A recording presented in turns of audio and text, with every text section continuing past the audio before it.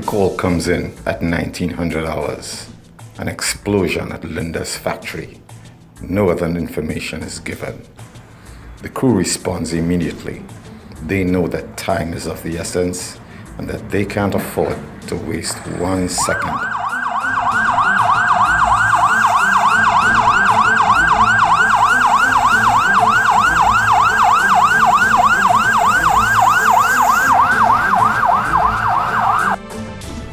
Their destination is Don Miguel Road Extension, only 2 kilometers away. But that's in a straight line. It's going to take them at least 10 minutes to get there, and the clock is ticking.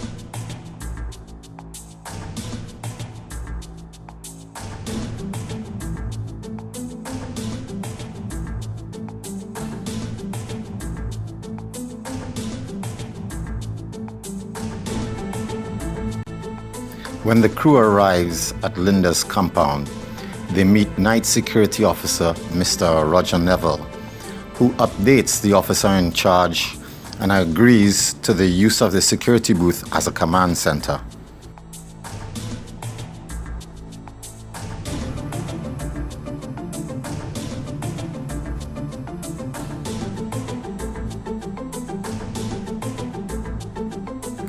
The fire is on the western end of the compound. The crew positions the appliance upwind and deploys 2 hand lines to combat the fire. They must be careful though. They have to remember to keep those LPG tanks cool.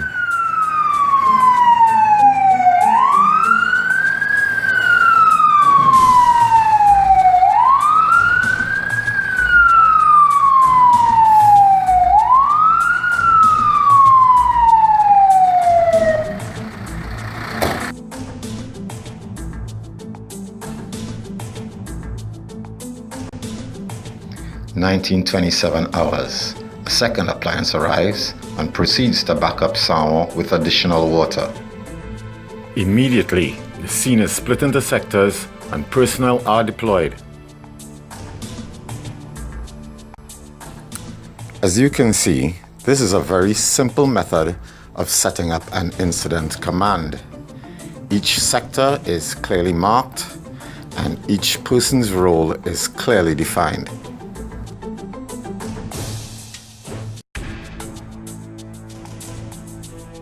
Messages coming rapidly from the different sectors now. Good news from Sector 3. Ambulances have arrived on the scene and they've been directed to Sector 2. Also, safety officer reports that all staff are accounted for at the muster point. 3 minutes later, police arrive on the scene.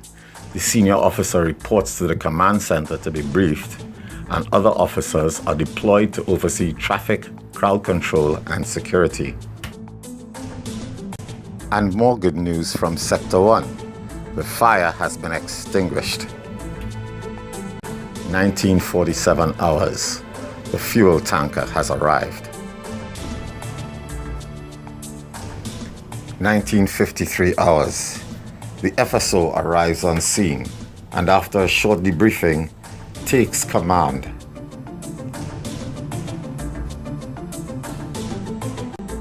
The sub-officer now becomes the communication officer. Sector 2 reports that 2 ambulances are ready to leave with casualties.